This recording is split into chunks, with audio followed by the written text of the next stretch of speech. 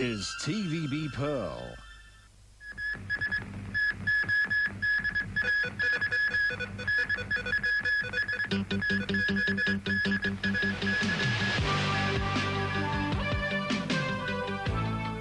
Robbers raid jewelers at Hong Kong hotel. High-tech U.S. Marine Corps aircraft crashes. And scoring spree in Hong Kong FA Cup final.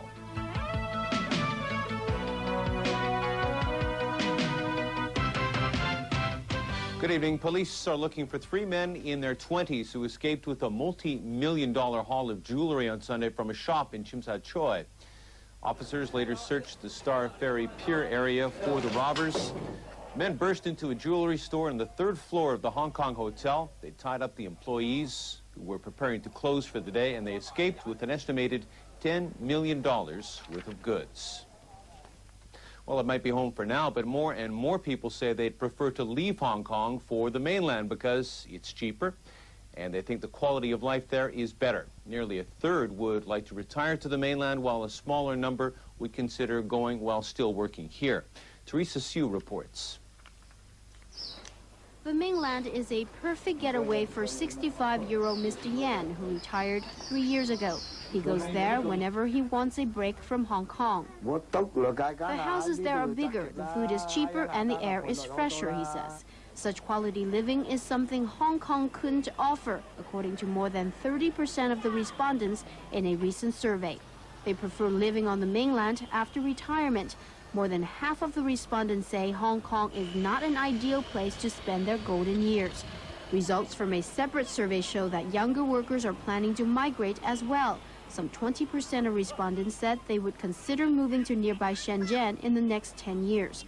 Their plans are supported by social groups, which are calling for the government to provide benefits, such as medical services on the mainland. If that happens, retirees like Mrs. So wouldn't hesitate to go. She's been wanting to move but changed her mind because she says she has no confidence in the healthcare system on the mainland. Teresa Siu, TVB News. A top Olympic Council of Asia official was in Hong Kong on Sunday to discuss the SAR's bid to host the 2006 Asian Games and met with Chief Secretary Anson Chan. He said after the meeting, Hong Kong's bid committee, comprising the governments, the SAR sports circle, and the private sector, is a strong one. Regina De Luna has more. Timothy Falk, the head of the local bid committee, accompanied the Olympic Council of Asia official to the meeting at the Chief Secretary's residence on the Peak this afternoon. Emerging from talks with Anson Chan, the official said he came away reassured of the level of Hong Kong's commitment to hosting the Games. After my meeting today, I feel that there is unlimited support from the government. It's the level of government support, the Olympic official said, that's crucial to deciding which country has the strongest bid. Keep the good work. Continue with this dream team of government, business, and sports circle. If they work together, I think they will achieve a good result. Financial details are now being hashed out between the Olympic Council and the local bid committee. So far, I think the response has been quite positive, and I think that he's happy with the bid committee. It's actually a combination of sportsmen, the government, and the financial community, which is Hong Kong is well known. And so far, he thinks this is a dream team. Hong Kong is competing with Kuala Lumpur, New Delhi, and Doha in Qatar to host the 2006 Asian Games. New Delhi is the next stop for the OCA official. The government was initially accused of being reluctant to throw Hong Kong's name into the hat, citing its unwillingness to build new sports facilities for the event. Since then, officials have become more high-profile and vocal about the government's commitment to the bid, with Chief Secretary Anson Chan chairing the local Asian Games bid committee. An announcement of the Olympic Council's decision will be made in November. Regina De Luna, TVB News. The CIA in the United States has reportedly fired one staff member and disciplined 6 others for what were described as mistakes that led to last year's NATO bombing of the Chinese embassy in Belgrade. The bombing killed 3 Chinese and caused extensive damage to the embassy building. It also led to a severe strain in Sino-American relations. The Washington Post says the CIA disciplinary action came on Thursday and Friday. The paper did not name the staffers, but said one of those disciplined was a senior official. U.S. officials have said the intended target of the bombing was a Yugoslav government building, a claim which has been rejected by China. A U.S. Marine Corps new technology aircraft has crashed while landing at an airport west of Tucson in Arizona, killing all 19 people aboard. Eyewitnesses say the MV-22 Osprey nosedived while attempting to land and then burst into flames. All victims were Marines from Camp Pendleton in California who were on a training exercise. The Osprey is a cross between a helicopter and a plane. It is an experimental aircraft introduced to the Marines just last September. The plane can carry up to 24 troops and is designed to replace the helicopter as a means of getting more troops into and out of war zones quickly. It's regarded as the latest high-tech answer for 21st century combat and rescue missions. Peruvians are voting this hour in an election overshadowed by allegations of fraud. Polls show President Alberto Fujimori has a slight lead over native Indian Alejandro Toledo, but international monitors have said election arrangements are biased in favor of Fujimori. He is trying to win a third term in office and has to gain at least 50% of the votes to avoid a runoff. Bolivia's president has declared a state of emergency. The move follows a week of protests over rising water rates, unemployment, and other economic difficulties plaguing the South American nation. So far, at least 2 protesters have reportedly been killed. James Legilia reports. The wave of violent protests throughout Bolivia were sparked by a 20% increase in water rates in Cochabamba, the country's 3rd largest city. The government claims the increase is necessary to fund the waterworks project. But the problem is rates now average $30 a month, or 10 to 15% of average household income. From Cochabamba, the unrest quickly spread to the capital, La Paz, and other regions. President Hugo Banzer finally declared a state of emergency, claiming the protests were threatening democracy. The measure approved by the cabinet gives the president special powers to deploy police and the military. The move has to be ratified by Congress, where the ruling party controls the majority. The situation in La Paz was kept under control, but events took a turn for the worse in Cochabamba, where one protester was reported killed in a clash with police. Another protester was killed in the town of Patacamaya, while soldiers were clearing a roadblock. And in nearby La Huachaca, a peasant died from what officials said was a heart attack. Witnesses, however, said the victim had been shot by soldiers. A mutiny by 800 elite police, firefighters, and congressional guards helped fuel the protests. They earn an average of $80 a day and are demanding a pay raise. Some of the officers' wives and children joined the protest by going on a hunger strike. James Legilia, TVB News. A senior Catholic Church official has inaugurated a hospital suite equipped for surgery not far away from the Vatican. This happened amid growing speculation on the health of Pope John Paul II. We get more details from APTN. A room with a view. This is part of a private suite in Rome's San Carlo de Nancy Hospital, reserved for the exclusive use of the Vatican.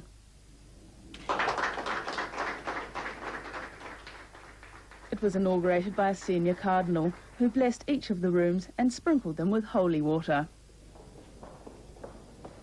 The Vatican ward is located in an area isolated from the rest of the hospital on the 3rd floor. Medical staff can treat their patients in complete privacy.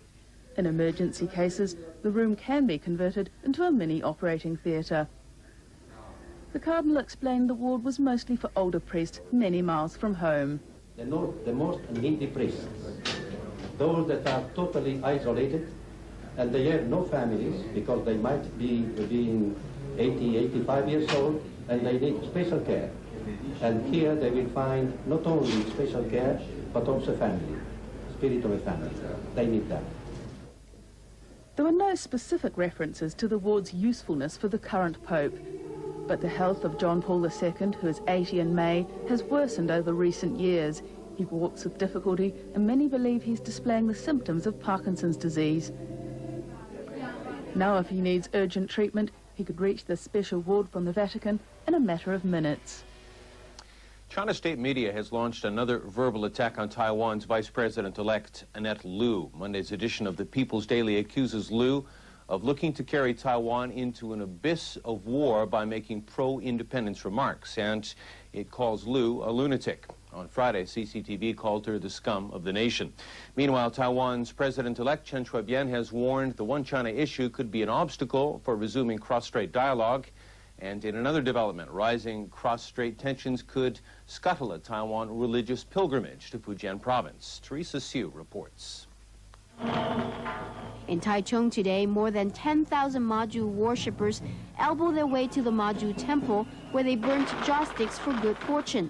The current festival could be a catalyst that could draw the mainland and Taiwan closer or set them further apart. Every year, many Taiwanese disguising as fishermen break the ban on direct travel to the mainland to visit the original Maju temple in Fujian province. But this year, Taiwanese organizers are planning a mass pilgrimage to Fujian. About 7,000 Taiwanese worshippers are expected to join, but their trip will depend on the state of the cross-strait ties. Their plan could be foiled if Chen Shui-bian's inaugural speech triggered an unfavorable response from Beijing. Chen, meanwhile, sought to clarify his cross-strait policy. Chen told U.S. magazine Newsweek that Taiwan wants to move in a direction of reconciliation and dialogue. But if the mainland insists the One China issue is a precondition, it will be hard to resume dialogue. On the issue of Taiwan independence, Chen said, "We do advocate the right to self-determination, but that is not the same as advocating Taiwanese independence." Chen stressed that Taiwan's independence must be decided by the people of Taiwan in a referendum, but he repeated that he will not initiate a referendum unless China invades or uses force against Taiwan. Teresa Siu, TVB News. And back in Hong Kong, residents of Chung Kwan O have accused bus operators of overcharging them. As Regina De Luna reports, they say limited transport options in the area leave them with no choice but to pay the higher fares. Buses are the main means of getting to and from Chung Kwan O, which is why residents say they suspect bus operators are taking them for a ride. 都貴嘅，一去一回都好犀利㗎。你枕住過海咧，你一個月都成幾百蚊㗎。因為你冇地鐵又冇小巴啊嘛，覺得焗住一樣，咁佢幾貴我都要搭啊。 More than 200 residents staged a demonstration to pressure bus operators to cut fares. A comparison of bus routes with similar distances seemed to support their claim. A bus ride from Shung Tak Estate in Chung Kwan O to Chai Wan East, for instance, cost $15.30, while another route of comparable distance from Choi Wan Estate to Siu Sai Wan costs only $9.40. District board members have approached the bus companies, which say they have to follow government guidelines in determining fares. They say since Chung Kwan O is considered outside the urban area, bus fares there are higher than those for urban places. The responses failed to satisfy Chung Kwan O residents, who vowed to continue pushing transport officials and bus operators to cut fares. Regina De Luna, TVB News. To sports now, and in English soccer, 2 goals by Uruguayan Gustavo Poyet gave Chelsea a 2-1 victory over Newcastle United tonight in the FA Cup semi-final at Wembley. Newcastle's goal came in the 67th minute from captain Alan Shearer. Chelsea will play Aston Villa in the final on May 20th. And in local football, Happy Valley won its first FA Cup after 25 years, and it was the most lopsided cup final in the history of the events. The Valley side opened up a 2-0 lead over Yi Hope by halftime, and then ran away with the match in the second half, pouring on another 5 goals in what turned into a 7-2 win. Giacomelli had 4 goals for Happy Valley, Alan Bakusa had 2, and Lee Wai-man had the other goal. Before Sunday, no team had ever won the FA Cup final by more than 3 goals. To motor racing, and a 3rd straight win for Michael Schumacher to start the Formula One season. He won on Ferrari's home track in the San Marino Grand Prix, beating McLaren's Mika Hakkinen by 1.1 seconds. Hakkinen was ahead until his second pit stop on the 44th lap. David Coulthard in the other McLaren was 3rd, and Schumacher leads the driver's standings by 21 points over teammate Rubens Barrichello. Finally, our weather forecast: some fog with bright periods and a few rain patches overnight. Look for a high of about 24 degrees. Good night.